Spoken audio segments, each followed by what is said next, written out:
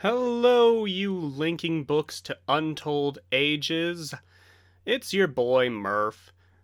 And this is a little improvisational and last minute, but it was really bugging me that I hadn't done a definitive ranking retrospective on the Myst franchise and the games from Cyan. So that's kind of what this is. It's going to be a traditional Murph diagram, plugging the games into bubbles, with a bit of a twist, and going through every game released by Cyan, every game in the Myst franchise, and then, of course, the two bonus games of Pyst and Drowned God, which unfortunately qualified for the Myst Minute. So, what to say about a franchise like Myst? Myst, when I played it for the Daydream cast 2 years ago, that game was just electric for me. Like, I didn't know really what it was about. I knew there was things like ages and linking books, and it was like slideshow gameplay, but when I played it the first time, I was so utterly engrossed that I beat it in like 1 6-hour sitting.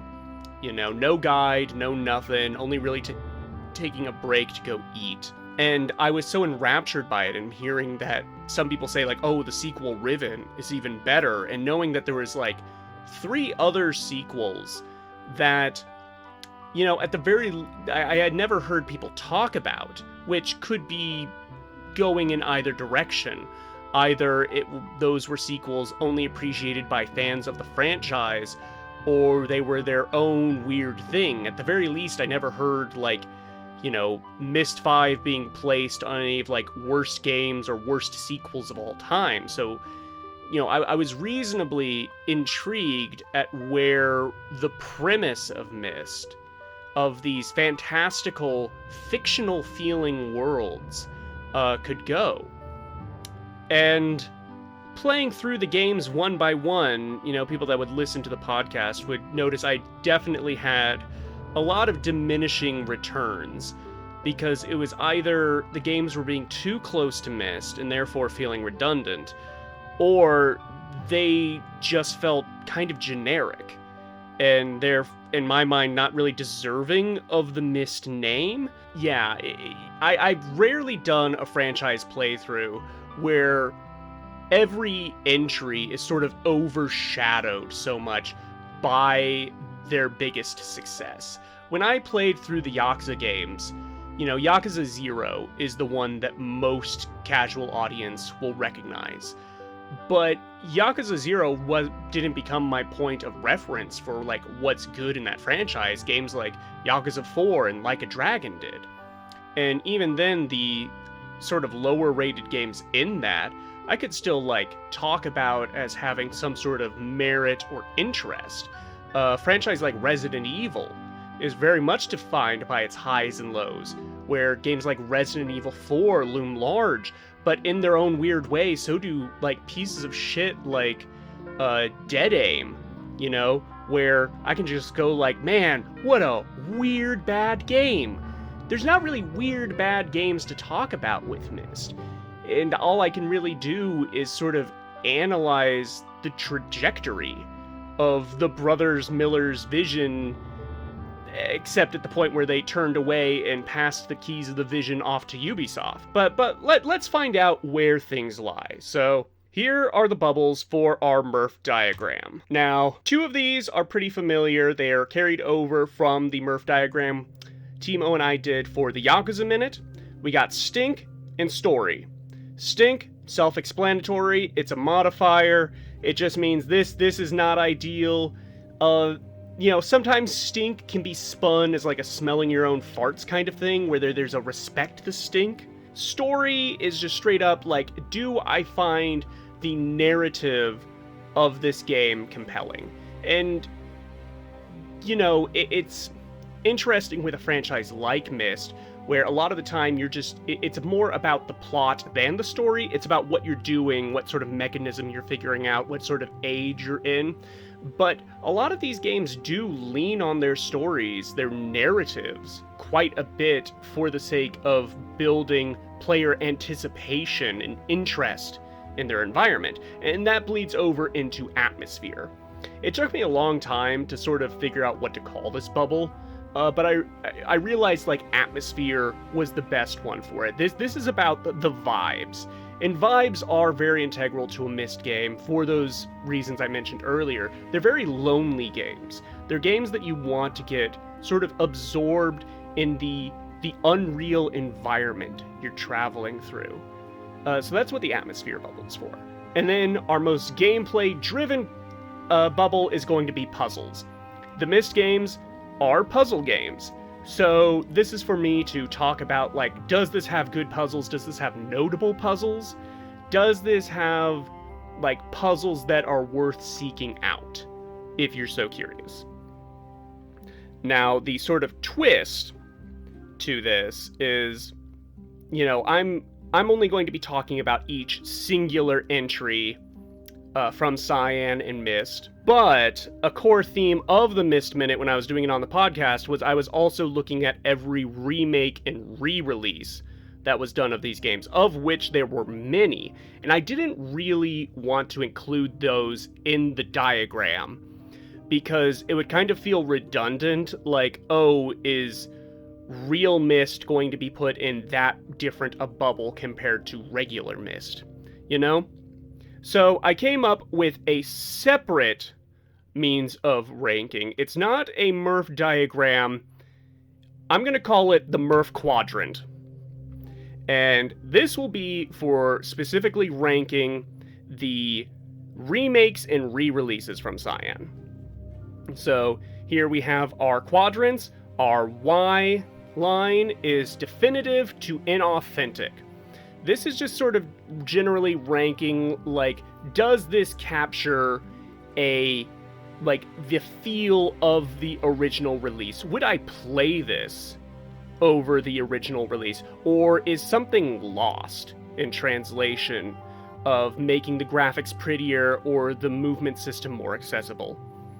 And then our X line, a little harder to define, justified to pointless. Do I think that this remake has a right to exist? Or is it just easier to say, like, the original super accessible, play that rather than purchasing a shiny $40 remake? You know, is it redundant? So that is our system, and I will be talking about basically the remake and re-release for each entry as I get to them. I'm not going to really go in chronological order. Like, when I get to Myst, I'm just going to rank all the Myst remakes and re-releases at the same time. Fair enough. So getting started, we're not even talking about Myst games for the first three. We're going to be talking about Cyan's hypercard games. These were games that the brother Miller released while they were still in college. They work on sort of a grandiose version of PowerPoint, where you explore different fantasy/sci-fi environments. Very Myst core. But the thing that separates all these games is that they don't really have puzzles. In fact, I would be surprised if, like, all of these don't wind up in the atmosphere bubble, because they are just about wandering around environments. So number one, we've got the Manhole. The Manhole is a game where you find a manhole, you open it, and a beanstalk grows out. You climb the beanstalk, and you find yourself in a fairy tale world. And there's a rabbit in a house watching TV. There's a dragon who offers you biscuits. There's, like, a hippo. There's a raft you can ride down. A lot of the appeal for me of the original Manhole is just how the graphics are conveyed in the HyperCard system. Like, these are black and white, hand-drawn, but not even like fluidly hand-drawn. These are, like, drawn in, like, version 1.0 of Microsoft Paint. You know, it's all very blocky and, like, vector-based. A lot of it actually reminds me of, like, Christmas light displays. The kind where you would, like, drive your car through and see different tableaus laid out in lights. And you can be like, oh, that's a ship at sea. Oh, that's a dragon flying through the air. You know? And it sort of has that sort of, like, childish charm to me. I could... A lot of, like, the re-released versions of the Manhole, I could see very conceivably, like, me being a child just thumbing around in there, looking for a point, but ultimately just kind of replaying scenes and areas that I like. The kind of way that children will find picture books they like and just open to a specific page and drink in the details of the drawing. I think that's where the Manhole's strengths really lie, and you can see a lot of the Brothers Miller's, like, ideas for Myst in there. There's literally a library you can walk into, and you open up books, and the books have windows to other worlds, one of which is Chronicles of Narnia, and you jump in, and you're there by the lamppost in the woods, and can go exploring from there. You don't run into, like, Mr. Tumnus or anything. In fact, it all kind of loops around back to where you were at the start with the beanstalk. But the fact that you can keep clicking anywhere on the screen and progress, there's not really dead ends. I think that's exciting for a child, you know? So, I think the Manhole, really on its own, I think it just plonks right into atmosphere. I wouldn't say it's stinky, not really. It's more like, I would say it's more unexciting, but that's because I'm an adult and this is very clearly a baby game, you know?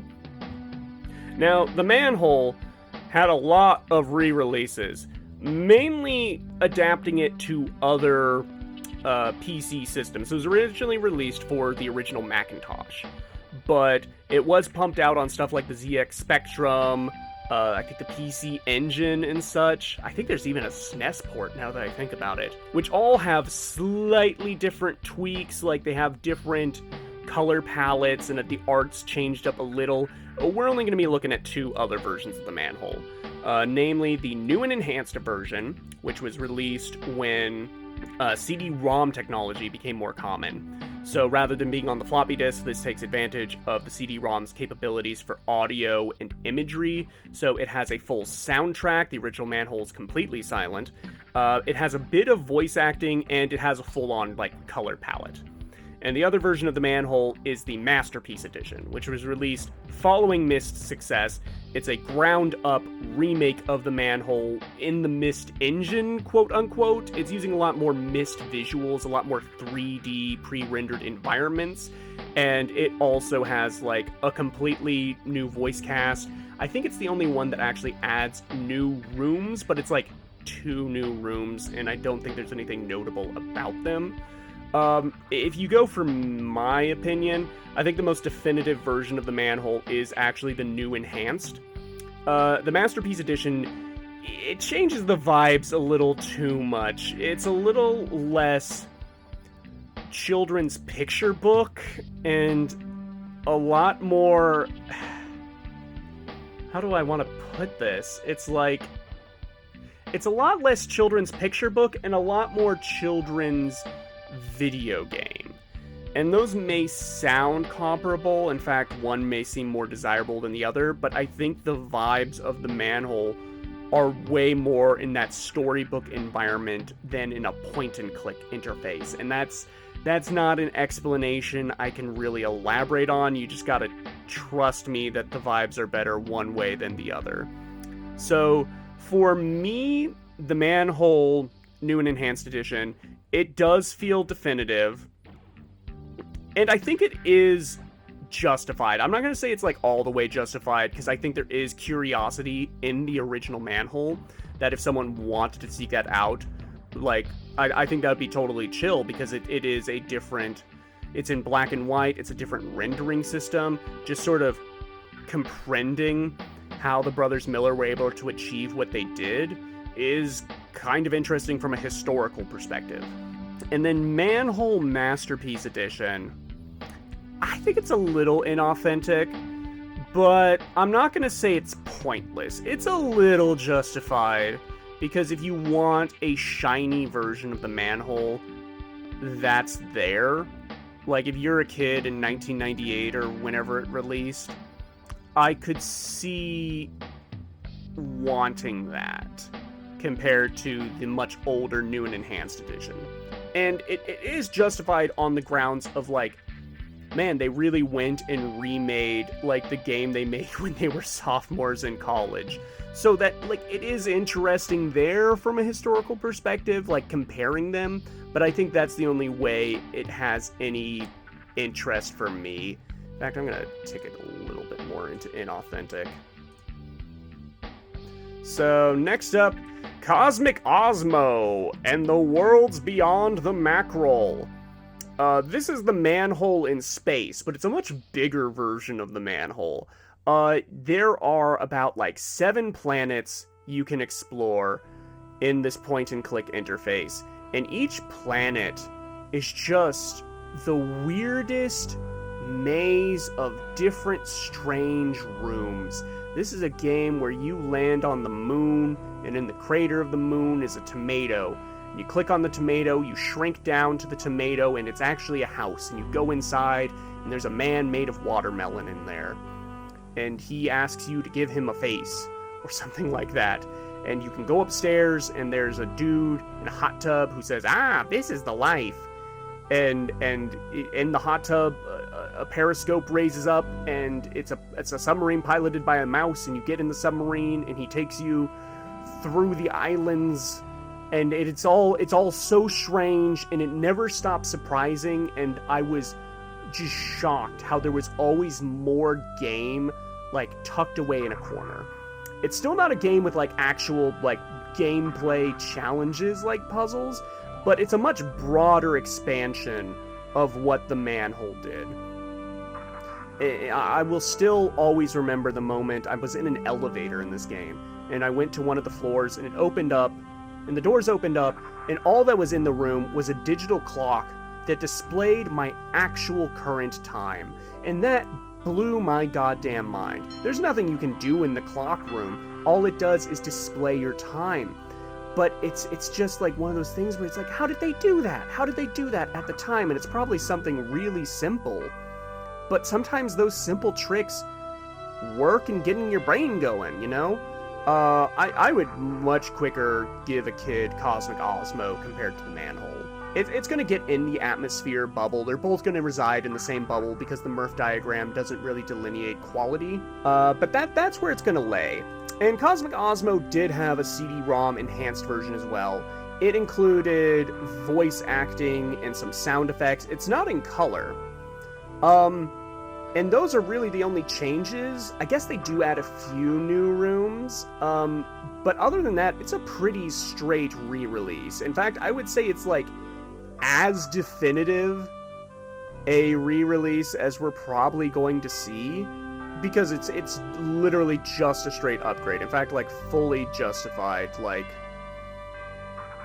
I can't picture a single reason to play original Cosmic Osmo over the CD-ROM version.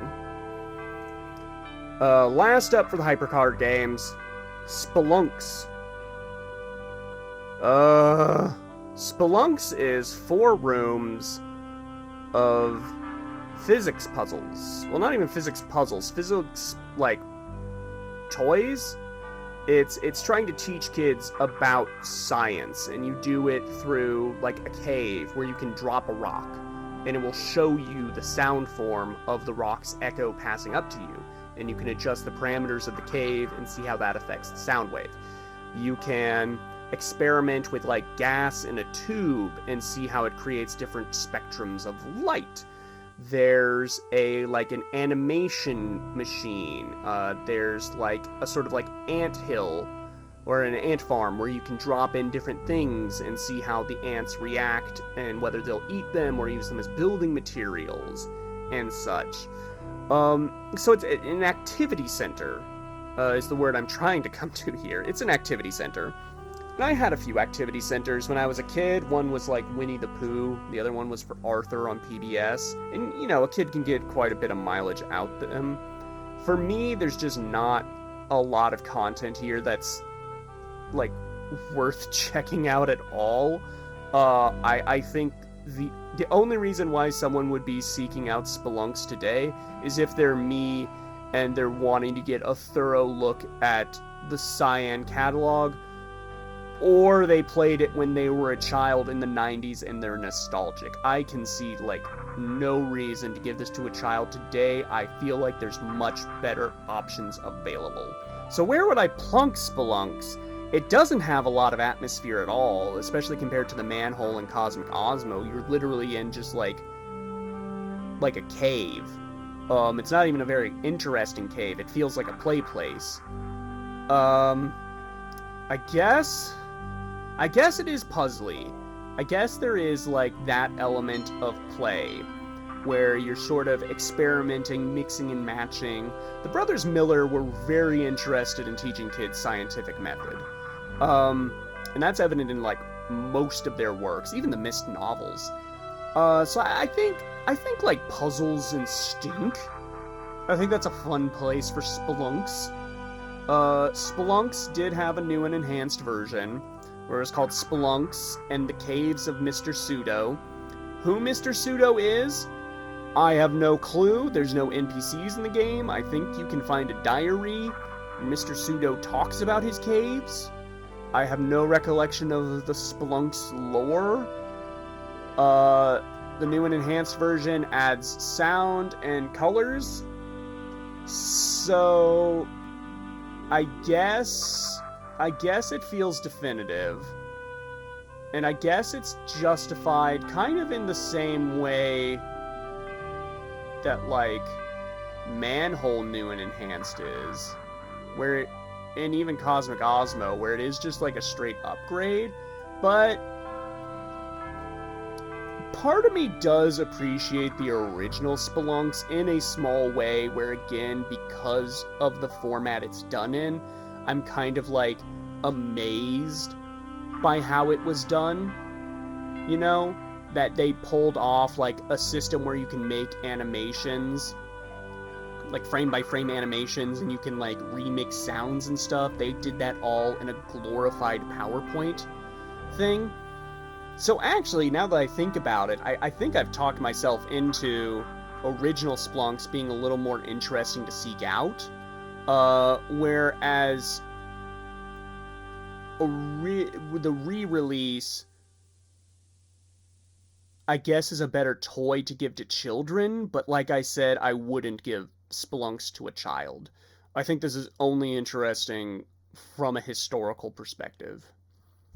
So maybe just, like, full definitive, not even justified or pointless in any direction. I don't know, this is a weird system. Like I said, this is off the cuff. Okay, finally, the big boy, the Myst.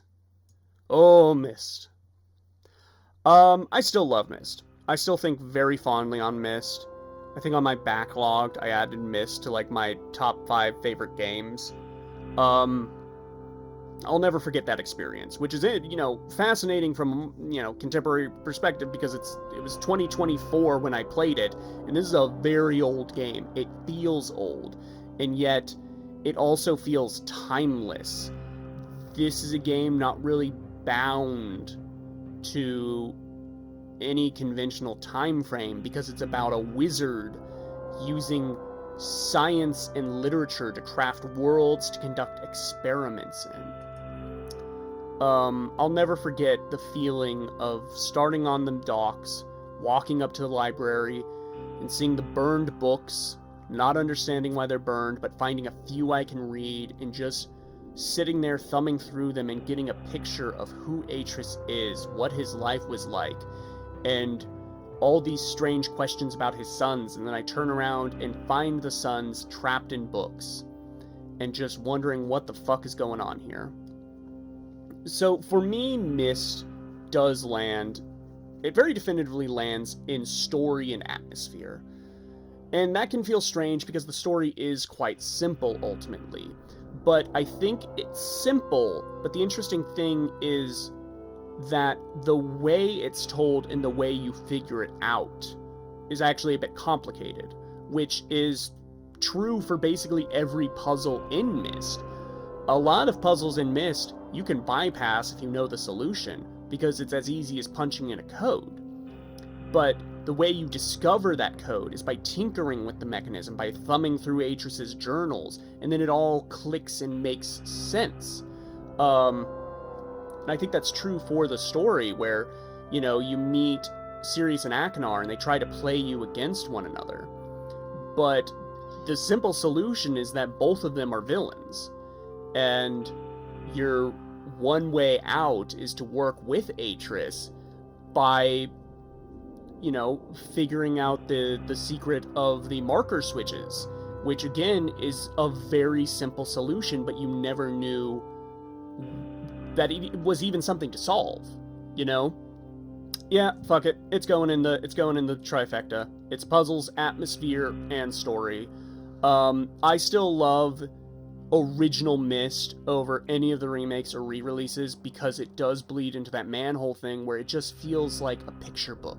It feels like a choose-your-own-adventure book, like Maze, you know? Where you're flipping each page, and each turn of the page, each screen contains some piece of interesting information, or at very least, like, interesting mise-en-scène with how they're laid out. Robin Miller was an illustrator, primarily, and you can really see that in how he lays out the screens in Myst, where the eye is naturally led to things like switches or, you know, turnstiles and things you can interact with. Are the puzzles a little absurd? Yes, but it's inherently an absurd setting, which I think is something that the other games kind of lost down the line. So yeah, Myst goes there. Okay, all the remakes and re-releases of Myst. So first up, Myst Masterpiece Edition. This is just a straight upgrade compared to original Myst. The only difference is it has a slightly more complex color palette, which is like almost imperceptible if you see side by sides, but you know which one's Masterpiece because it has slightly crisper, like, visuals, because there's more definition with the colors. Other than that, it's the same gameplay, it's the same environments, nothing new has been added. So just straight up putting that over Cosmic Osmo. I may have made these too big. You know what? It's like Turbo, Definitive, Justified. It's a circumstance of, like, I can't, like, just play Masterpiece Edition. There's no reason to play original release Myst. Real Myst! Ubisoft gets the Myst license, and the first thing they do is release a version where it's all 3D rendered and you can walk around the island. It does add the Age of Rhyme, which does feel sort of integral to the Myst experience in my mind. I don't think that being able to run around Myst Island adds a hell of a lot, honestly, because I do like the hypercard gameplay for Myst. But, you know, maybe it's not pointless. I could see someone preferring the real Myst version. I'm gonna say, you know, it's justified. It's just a little inauthentic. It feels a little cash grabby. You know, like, oh, it's like original Nintendo Hire This Man, right? That's actually where I go to, and we're gonna have another Nintendo Hire This Man down the line. But what I have more praise for is Real Myst Masterpiece Edition. You know, this is done 2014, released in the Unreal Engine. It is a higher fidelity version of Real Myst, made from the ground up. It does offer two forms of gameplay, where you can either do the slideshow gameplay, or you can have the full 3D movement. And they add in a few little Easter eggs, like the grave for Atris's grandmother is added to the island, who's a character from the books. It also has a really interesting hint system, where if you're stuck on a puzzle, you can go to the hints, and it's not going to outright tell you the answer. It's just going to sort of ask you questions to get you to think about the environment and the puzzle. Like in the Channelwood Age, you need to be able to turn on the water to get certain mechanisms working.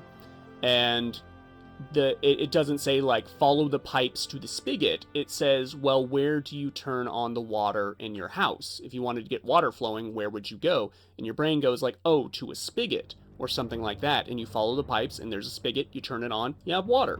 I think that's a really elegant way to help people that get stuck in this game, because Myst, notoriously, a lot of people got stuck on. That's the premise of Pyst.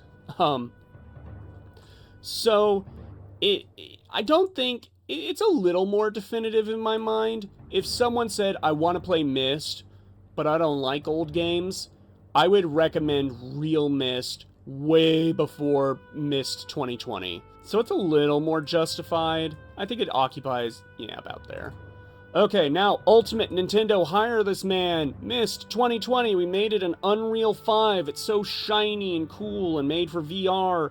And we changed all the puzzles to have them more VR interface instead of, like, the cool, like, more interactive puzzles of the original. Who wants to strike a match? Just push an ignition button. Ugh. I don't like this. It has a day-night cycle, which kind of makes some of the stages look pretty, but I think if I was playing this for the first time, I would wonder if the day-night cycle was affecting any of the puzzles, and it doesn't. And I don't think it needs that added layer of confusion. I think doing a shiny, photorealistic version of Myst works against the original intent a lot, because Myst is fantastical. I just believe the environments look like that, like they're not that well rendered, because they're worlds that are created out of ink on a page. Making it shiny and photoreal and realistic adds this layer of, I'm wondering, well, where does Atreus sleep on Myst Island? He doesn't have a house. He doesn't have a bathroom. Where's his kitchen? You know? And these are stupid, petty complaints, but it's my tier list. I think 2020 Myst feels very inauthentic to the original release. This is super cash grabby, and it's kind of pointless. I didn't play it in VR. I don't know if I have that much intention to play it in VR, but it was made for VR. Also, the cutscenes are bad. They got rid of the FMVs and did these really butt-ugly CGI models that rob a lot of the atmosphere. Yes, they patched it back in that you can toggle in the FMVs, but that wasn't something they should have fucked with to begin with. So, yeah, it's gonna sit there. Alright. Now the two honorary mentions. We got Pyst. Pyst is a comedy game, a parody of Myst, that was sold in grocery store checkouts. It's like 5 screens parodying areas of Myst, and there are jokes. It's commentated by these 2 realtors that are giving you a tour of Myst Island after it's been turned into like a tourist trap because so many people couldn't get past the puzzles. There are very few jokes actually about Myst in Pyst. Like there's like in original Myst, there's an astrarium where you can go in and you can look at the stars in different time periods and see constellations. And the creators of this game just made that into a joke about zodiac signs. You know, there's like Atreus's little viewing pool down by the docks. That's turned into like a toxic waste dump. John Goodman is in the game, and there's a secret John Goodman honky-tonk song called I'm Pyst, which is strangely catchy. I'll play it now. I could go bowling, but I lost my ball. I could hunt pigeons, but I shot them all.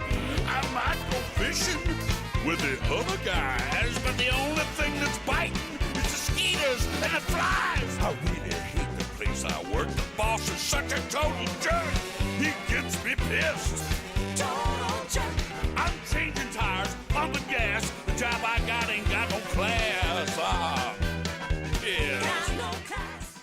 So where does Pyst actually lie? It's like harmless in my mind as far as comedy goes. It reminds me of like joke books I would check out from the library as a kid, where it's like 1001 jokes to make your friends piss themselves. And it's all like some variation on like a knock-knock joke, you know?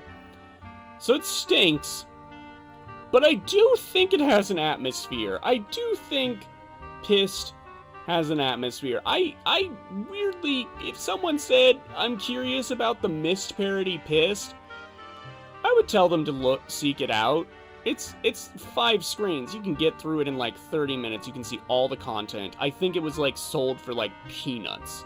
Literally in grocery store checkouts. And there is something vaguely charming about the earnestness of the comedy. If you got the original CD, one of the goodies hidden on it was a making of, and you can watch like all the, people making it, just having a good time, fucking around in their costumes, having fun recording their dialogue. It's harmless. I think it does have an atmosphere, but it's like the atmosphere of like an old 90s cartoon that no one remembers. It actually, kind of the graphics of it remind me of like cartoons I would see on like HBO, like Crashbox, And I am sort of nostalgic for Crashbox in my own way. So by transitive property, Pyst makes it into the atmosphere bubble. Then we got Drowned God. Drowned God makes it on the list because it's a Myst-like. It's the only Myst-like I played for this, because Brogan told me to. Thank you, Brogan. Drowned God uses Myst gameplay to tell a story of conspiracy, both ancient and new, about aliens. Ancient aliens. Drowned God is doggone interesting from a production standpoint. It started as this Scottish cartoonist named Harry Horse wanted to get rich quick, so he forged a manuscript about ancient aliens in the Renaissance or some shit, but he was found out, and he decided to take his manuscript and turn it into a video game. And that's Drowned God. And I think there for Drowned God, because it stinks. Drowned God kind of sucks. Both in like a story level, because it's incoherent, number one. It's incoherent. It's running on like just sort of shock and wow factor of like, whoa, ancient aliens. But it does have an atmosphere. I'll give it that. And the music is like kind of hauntingly good in spots. And just its sort of weirdness and crudeness, it is memorable.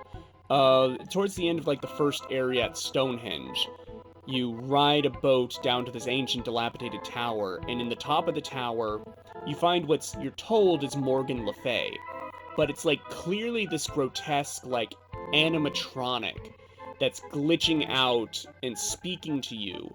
And it's supposed to be this facsimile of a magical woman. But you, the modernized viewer, can like see it and understand that it's just like a shitty Chuck E. Cheese animatronic. And there's also an interesting part where you talk to like, I can't quite remember, I think it's like a brain in a jar or something, and it's called like Baphomet. And the voice actor for that has this really crisp, cool voice. That's where he's like breathing in and out and elaborating on shit that's going way over your head because everyone in this game talks in riddles.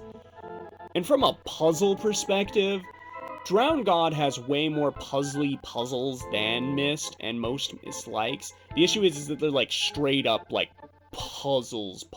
Like these stuff like playing 9 Men's Morris against a CPU or doing chess puzzles. It was actually made by a guy who I think like developed like New York Times crosswords for a living, and he wanted it to be the hardest puzzle game ever made. So if that's in your interest, you really like logic puzzles, I think Drowned God may have something for you there. Man, I'm realizing now as I talk about it, even though there's not a lot of my brain space dedicated to Drowned God, there are spaces of my brain that unfortunately have been dedicated to Drowned God, and I just gotta make peace with that. I wonder what I forgot to make space for them. Alright, now, finally, 6 games in, we get the sequel to Myst. We get Riven. Riven is not a game I enjoyed the first time I played it. I really enjoyed Myst, and I pushed for Riven to be an episode on the cast, because that was my excuse to play it. And Brogan loves it. And my issues come down to is it's not a lot like Myst. And you know what? That's okay. Because it is so clearly doing its own thing. Whereas Myst is this fantastical storybook reality, Riven is like an actual like hard fantasy, like science fantasy world where everything clicks into place and makes a certain like logical sense. There, Myst will have areas with like weird organic clocks sticking out of the ground in the Selenic age, and what that is, why that's there, it's neat though. Riven would never have that because everything in Riven makes sense to the setting. And unraveling the setting, understanding the culture that created it, the environment that that culture thrives on, is sort of the core puzzle of Riven. So, let me think on this. It definitely gets into atmosphere, because Riven looks amazing. Riven still looks so good. And it does have this heavy atmosphere where you are infiltrating the lands of an enemy. You know, Gen is sort of this mystery to this player, but you've been told that he's a tyrant. And when you first show up, you're accosted by one of his soldiers who trap you. And from that moment on, you just kind of feel like Gen is watching you. There are eyes on you at every turn. And wandering through things like the Riveness village, and how they have like a watchtower keeping an eye out for when you get close so people can hide in their houses. I think that's really like an interesting way to recreate the lonely atmosphere of Myst. And I think it also gets in the story bubble, because the story does compel when you get face to face with Gen. When I get face to face with Gen, I'm like, hold on, is he actually a good guy? Is he reformed? Because the actor just really sells the performance that Gen is giving, and it really truly is a performance, because it makes you forget of when you read his journal earlier and he talks about torturing the natives and doing things like sacrificing them to sharks to get them to obey. It doesn't stink. Riven doesn't stink. Riven goes right there in the trifecta next to Myst. It truly does. It's not a game I enjoy, but if I said it was bad, that I feel like that would be a sign that I've been taken by a replicant. It just annoys me because it's a lot of backtracking, and I don't really like backtracking in a Myst game. But Riven does it well. Riven does it so well. It's not my cup of tea. What is my cup of tea more is the Riven 2024 remake, which is a shiny Nintendo Hire This Man remake in the vein of 2020 Myst, but for Riven, it actually works, because Riven, with all that backtracking, is benefited by having a free camera system. But what's interesting with the Riven remake is that it's not a straight remake. It's way more of like a Resident Evil reimagining, where it's taking the core concept of Riven, the areas, even a few of the puzzles, but it's reworking them into a new format where there's new puzzles, new ways of understanding present, where you're not decoding the Dunny number system, you're decoding the Riven-S number system, which works completely different. How you get things for like the animal totem puzzle is completely different. And it also structures the format to be much more linear, where you're not doing a whole lot more backtracking. It very clearly funnels you through direct, like, intended areas, which is really interesting for the game where they give you more freedom of movement. It almost feels like if you swapped the movement system for the two versions of Riven, both would be much more ideal versions of the other. And for that reason, I'm not sure I can say it's that definitive, because it's a different experience overall. I would say it's a little, like, if we're looking at this spectrum, it's a little more inauthentic. But for me, it is more justified. I think sort of like they're in it's more interesting to me, I guess. But if someone said to me, I want to play Riven, I think I would tell them to play the original first. You know, it's really a question of like which one do you want to look at, you know? And it's really ultimately the most interesting remake we have. So, continuing the Myst train, the Brothers Millers sell off Cyan's, well, the Myst license to Ubisoft so they can work on Uru. And Ubisoft squidges out Myst III Exile, starring Brad Dourif.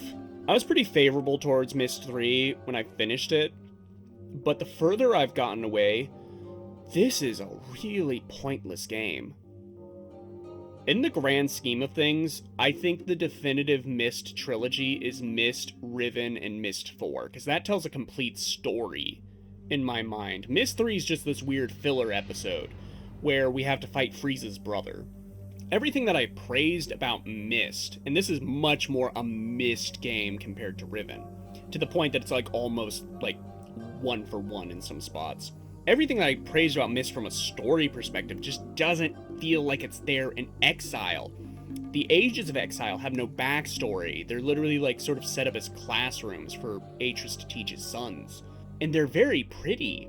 They're like really great, really detailed environments. But I just don't have any like interest in revisiting them. They don't hold in my mind the way things like Channel would do. Because there's no story there, and Brad Dourif's character, Saros, or something like that. His whole beef with Atreus is that Atreus's sons tied him to a rock and allegedly destroyed his world, and so he assumes Atreus is still like good with them, but he doesn't know that Atreus like banished them to the prison ages, you know, and so he's trying to get revenge for. He's trying to get a revenge on a guy who doesn't even know that he did wrong. And it's just Brad Dourif reiterating over and over again, like, oh, Atreus, you think you're so clever. You think you're so good, but I see behind you. No good man would have raised boys like Sirius and Achenar. And you just like are waiting for the moment you get face to face with him, and you're like, but you're wrong, you know? There is a very funny cutscene where he kills you with a hammer. So it's not atmosphere, it's not story. Does it have puzzles? It does. But I feel like a lot of the puzzles I got way more stuck on because it's a lot more pixel hunting because of the more detailed environments. The very last puzzle is tremendous. It's one of the best puzzles in the entire franchise, and I will stand by that very firmly. Figuring out the writing system for Brad Dourif's people. I'm gonna keep calling him Brad Dourif because I'm not 100% his name was Saros. But figuring that out was just a brilliant, like, oh, it all clicks into place. No, I don't think I can say it has puzzles. It might just stink because it's forgettable, it's disposable. I really can't picture a reason to seek out Myst III unless you're doing a franchise retrospective like me. I don't think there's anything to gain on like a storytelling or developmental side. Yeah, I was about to say as far as the numbered Myst games, it may be the worst, but then I remembered End of Ages exists. Okay, Myst III, no re-releases. If they do a Nintendo Hire This Man remake of Myst III, I guess I would be slightly interested to see how they tackle it, because I'm hoping for a Riven remake situation. Next up, not Myst IV, we have Uru. Ages Beyond Myst. So Uru was meant to be this incredibly ambitious MMO. This was what the Brothers Miller really wanted to do with their time. And it, premise-wise, on paper, it is interesting for an early MMO, where you're not doing combat or quests. It's a collaborative Myst experience where you're going through ages, you're fiddling with machinery, you're solving puzzles, and you're getting some sort of MacGuffin at the end of those. But the other side to it is there's all this lore scattered about, all these hidden documents and such, where you can learn more about the Dunny people. Like, there's like 500 pages of lore in this that detail the entire history of not just the Dunny people, but the Dunny Research Committee, the new Dunny Research Committee, and the idea was the players were kind of acting as like collaborative archaeologists, where the goal of each age isn't really, their goal in each age isn't really to solve the puzzle, but more understand how the age came to be. It's very much like how Dark Souls fans dissect the lore of FromSoft games, where it's tracking down individual like lines and saying like, oh, this connects to that and that connects to this. So from that angle, I think Uru is pretty interesting. The issue is Uru Ages Beyond Myst doesn't have the MMO aspect, because they were running behind on time, so they released it as a single-player MMO, and it feels like it. There are hangout spots you can go to, but there's no one to hang out with. There's a chat function, there's no one to chat with. There's a look for, like, server function, but there's no servers. It's an offline game. It's very strange. And in that strange way, I do feel it has an atmosphere, but only in the way that, like, there's an atmosphere to exploring a dead MMO, you know? Story-wise, you know, the gathered history of Dunny is something I've never vibed with in this franchise. I'm much more interested in the smaller, more abstract storytelling of Myst I. The only thing that compels me about Uru's lore is the bits about the Dunny Research Committee, but only because it reads like meta-commentary on the development of Cyan itself, where they are talking about trying to open up the ages to the public, but there's issues of like things aren't finished, bridges aren't working, etc., where it feels like they're talking about like, oh, we can't get this MMO out, it's not ready for the public. And that's kind of interesting. Does it have good puzzles? I'm struggling to remember a lot of puzzles in Uru. There are like platforming challenges where you have to like figure out how to advance up an area. In fact, I couldn't finish one of the ages because one of the platforms just straight up didn't have collision, which is evidently an issue on newer systems. There's a puzzle involving fireflies, which I can't decide if I hate or love. I'm leaning towards hate, but it was a real ballsy puzzle to try, and I could see how it works much more interesting in an MMO environment. That's the issue. A lot of these puzzles work better, like, conceptually if you have multiple people present. I think it is a little stinky because of its weird single-player MMO thing. I think, you know, it might go in the center. I think there is something weirdly compelling about Uru, but a lot of it's from the meta level. You know, no, it's not in the center, because I now that I gave it 2 seconds more thought, I don't think it has compelling puzzles. But their atmosphere, story, and stink, I think that's a good place for Uru. Uru did get re-released as its intended version, Uru Live. Like, this is turbo, like, justified, because this is the intended, like version. Is it definitive?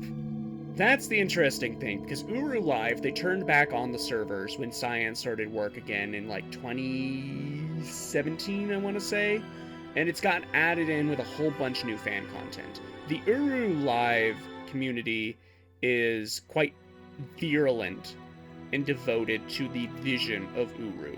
So if you're gonna go play Uru, I think it is a case of weirdly like Riven, where it's 2 different versions. There's the version they put out, which is Uru Ages Beyond Myst, which is, you know, it's a first draft, but it's a very telling first draft. And Myst Online Uru Live is like the intended experience, but it's a very like polished up intended experience. So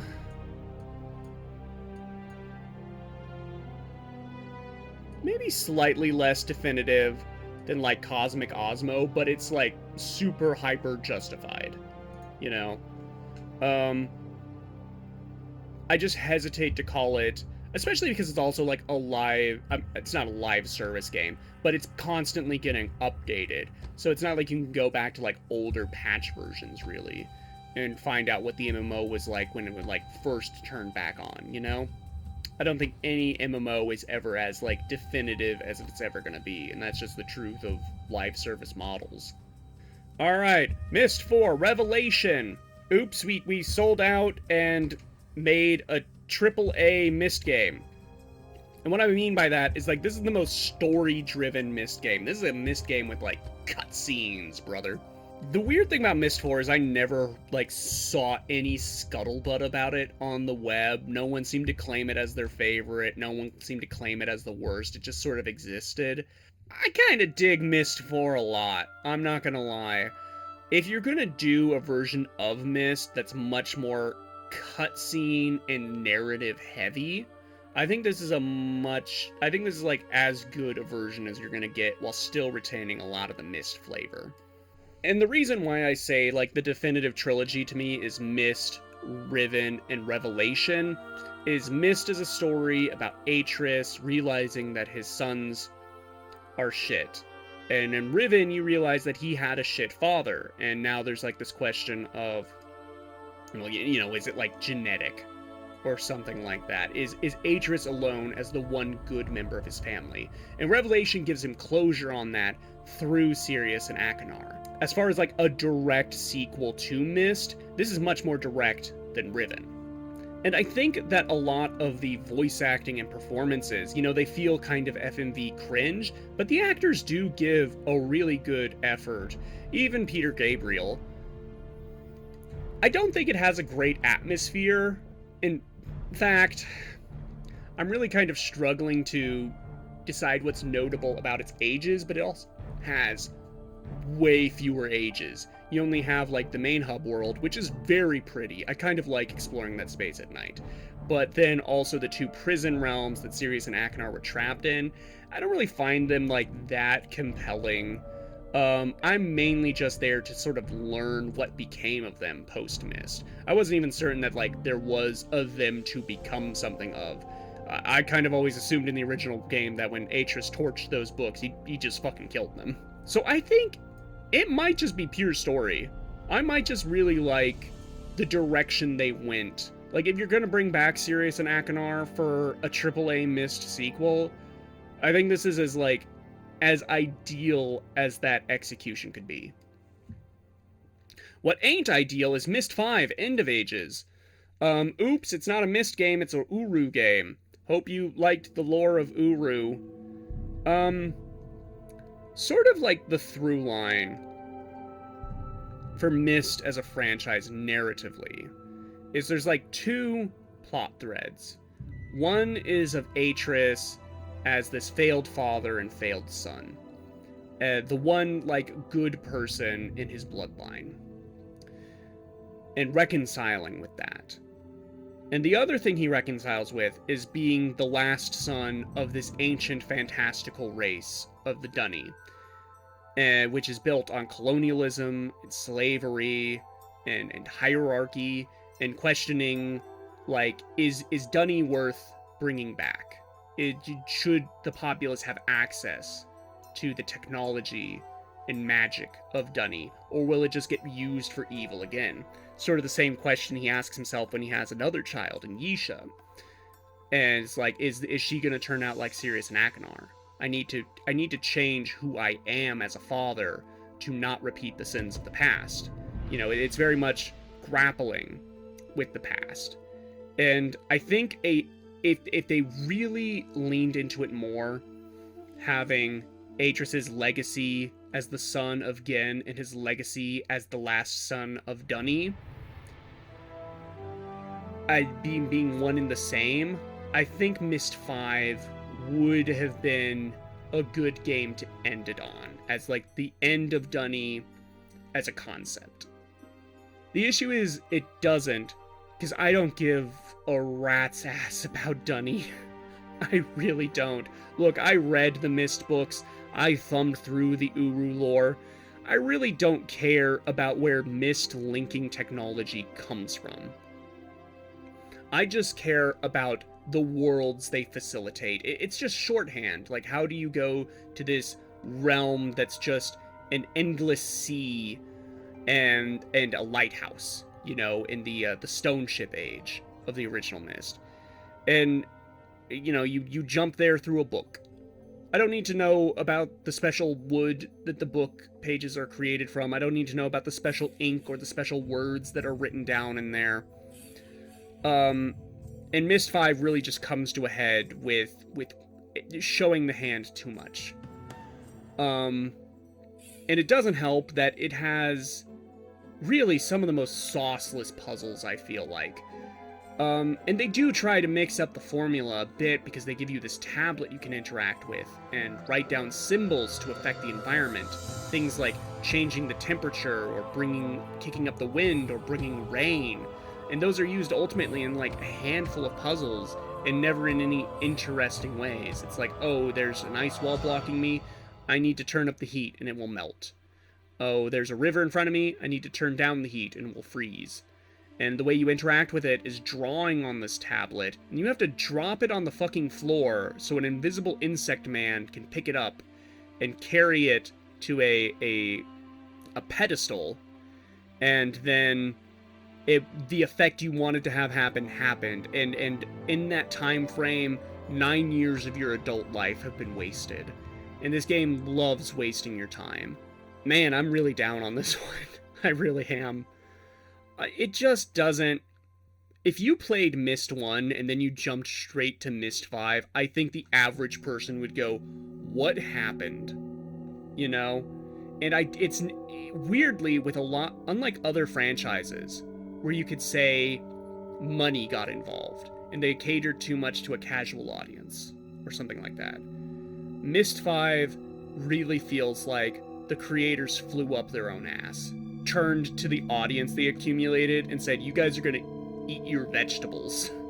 And in this case, vegetables are, you're gonna consume our esoteric lore and understand how nation building and slavery work. And it just don't hit, friend. It don't hit. So Myst 5 stinks. Does Myst 5 have atmosphere? I actually don't remember what any of the ages of Myst 5 are called. I can do that for every other Myst game. Does Myst 5 have puzzles? No. Does Myst 5 have story? The only story that's interesting to Myst 5, like Uru, is this meta commentary, where the only way to go back to Myst Island, for the first time in this franchise, is you have to pursue the bad ending, where you aggrandize the past and say that Dunny needs to come back. Even though it was built on slavery, we can do slavery right this time. You know? And you aggrandize the past, and you get to go to Myst Island, and Myst Island is decrepit. It's busted. It looks like Pyst.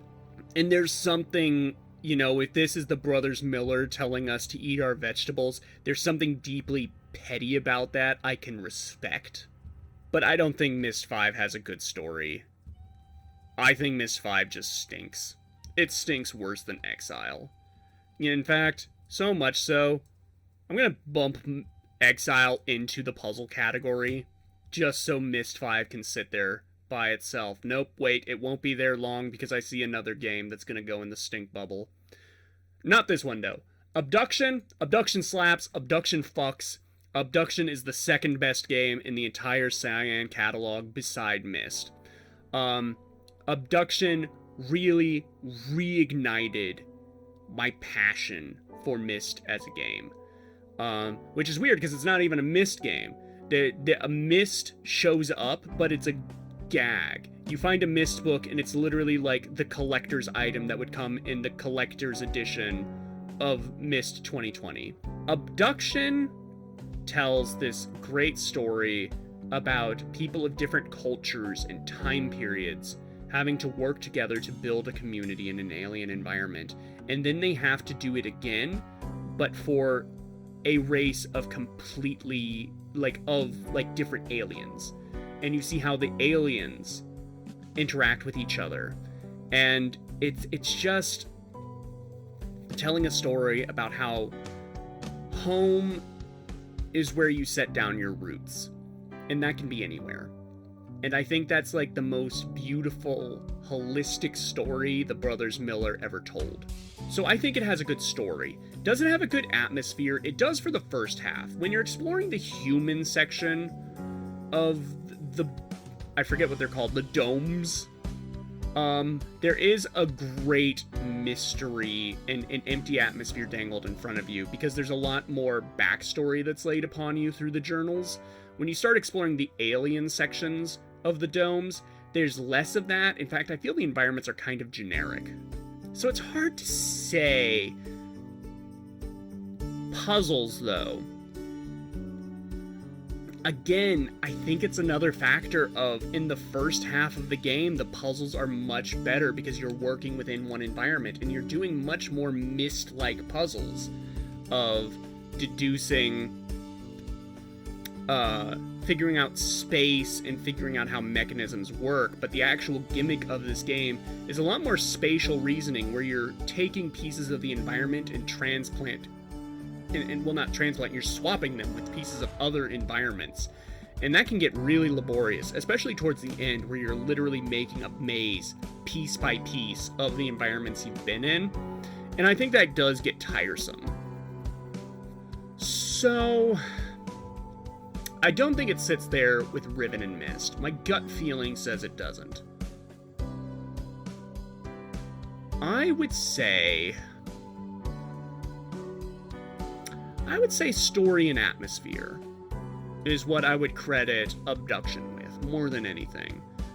Yeah, I'm feeling, now that I'm thinking about it, like, the puzzles don't really sit in my mind, but the story and the feeling of walking through this environment, picking up from a story that, like, ostensibly is already in progress, but also near its climax, I think that's the most interesting piece about Obduction. And lastly, a real dour, bitter note to end on. Firmament. Firmament sucks. Myst V, I can at least credit as being Rand Miller's vision. And that's the one Rand Miller says is the best, you know? So I believe he put his whole ass into it. Firmament has a credit sequence where it tells you that most of the assets, the voice acting, the art design, was generated by AI. And you can tell. There's a segment of this game where you come across a hall of portraits of famous people that there are pictures of, and they're all AI generated pictures. So it's a game the Brothers Miller couldn't even be asked to make. It does have this really neat Art Deco, like turn of the century French World's Fair aesthetic, which isn't really found in any of the other games. And that's kind of all it has going for it. It's a pretty game. It's a slog to get through because all the puzzles are the same puzzle. And they're not even very good Myst puzzles. I likened them much more to the kind of puzzles you do in horror games, where you have to, like, move cargo containers to make a path, or you're trying to... It's like repeating that fluid management puzzle you see in certain games, where it's like, oh, you gotta hit the green line and each button fills it to a certain amount. It's twists on that. And they give you a gizmo called the Adjudicator, I think. And you find, like, Metroidvania type upgrades for it so you can interact with other puzzles. But it never evolves or gets that interesting. The story does not compel, because I can tell from minute one that the story's going for some huge galaxy-brained rug pull, and I'm just waiting for that rug to get pulled, and I'm not believing anything my sad French AI-generated companion is saying. Yeah, Firmament just straight stinks, yo. Firmament just straight stinks. If this had a respectability puzzle, Myst V would get in that bubble, and Firmament would be sitting here stinking on its own. Okay, so this doesn't end on a bad note.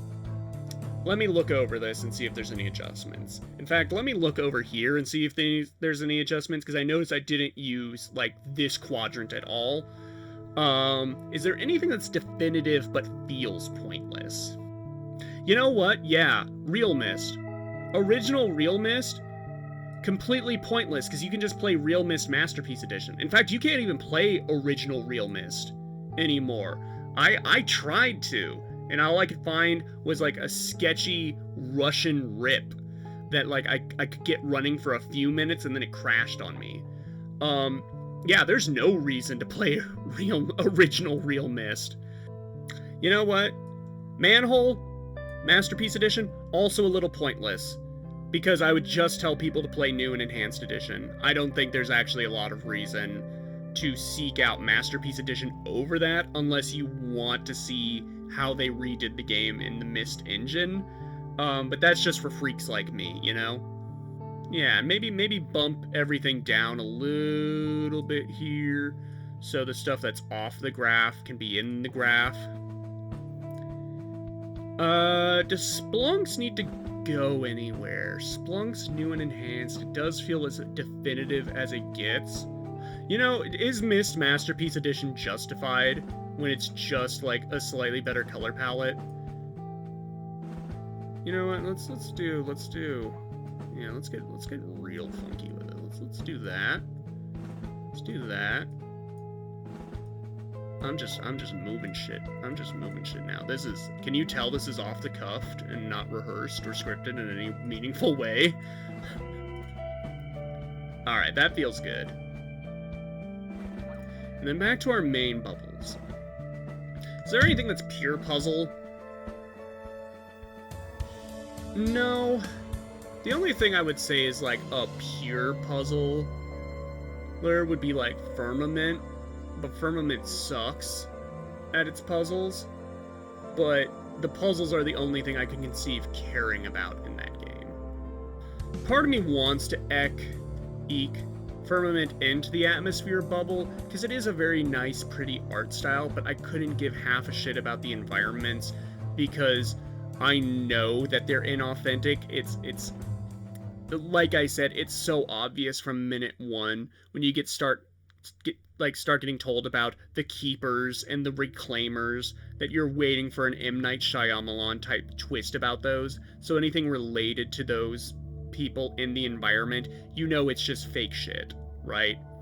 And so I just couldn't give a rat's ass about any of the environments you walk through in Firmament. Yeah, you know what? I feel like this is a good spread. Nothing really falls in the center. Maybe you could argue Drowned God, but if you like the story of Drowned God, I kind of want to dissect you on a lab table and see what makes you different from normal people.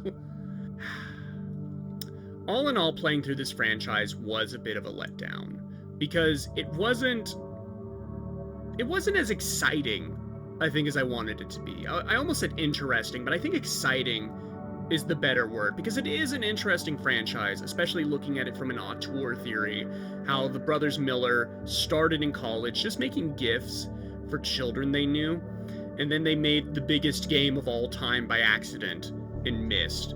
And it was like, they're out of the game, they're back in the game, they're out of the game. They don't even really consider themselves like game devs, even though their life's works have been tied up in game development. Like, Uru was supposed to be Rand Miller's like magnum opus, you know, and I think he got what he wanted in Myst V, but it just wasn't. It was never going to click with the populace the way he wanted it to. And so from that sort of meta reading, Myst is a very fascinating franchise. If you're interested in like computer game development in very niche softwares, like HyperCard was, I think it's interesting there. It would be an interesting chapter in a book. But as far as like playing through these games and getting sort of actual capital G gamer enjoyment out of it, I can't say I really got that the way I have with previous franchises like Yakuza, Resident Evil, and Assassin's Creed. I am happy I played Obduction. I'm happy that I cemented Myst. And you know what? I think Uru is doggone interesting as a game. even to this day, I'm struggling with like what my actual thesis statement is on Myst as a franchise. I want it to be something about creatives and auteurs. Because Myst original is a very simple game. It's a story about a wizard. You stumble upon his sanctum after his sons have betrayed him, and you wander through his little pocket dimensions, collecting pages of his diary so you can figure out what happened and he can send you home. You know, it's a fairy tale. It's like never-ending story level fantasy.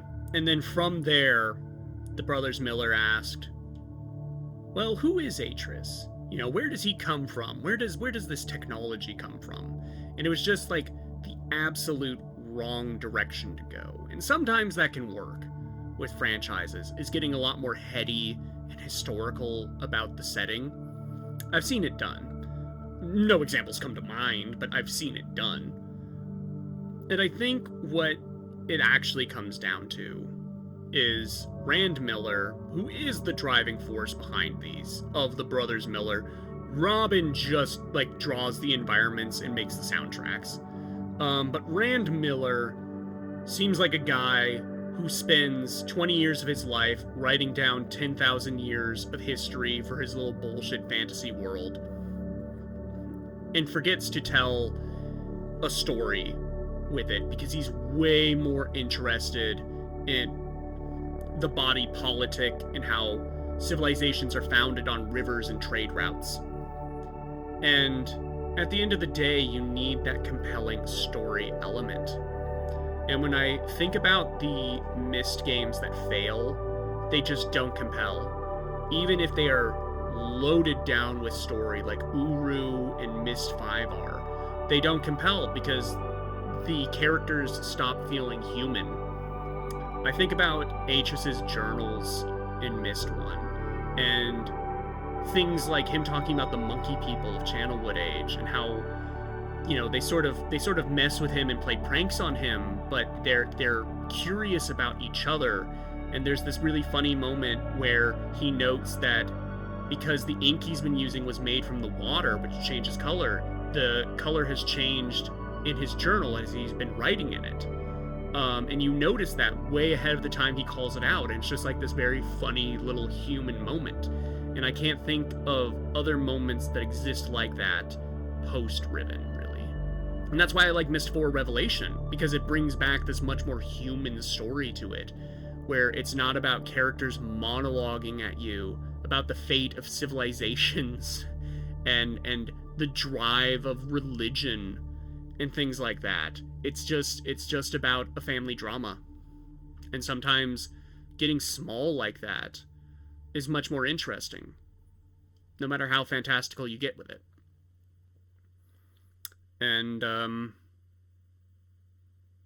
yeah. And now I am at rest, understanding that in books and ages and life, the ending can never truly be written.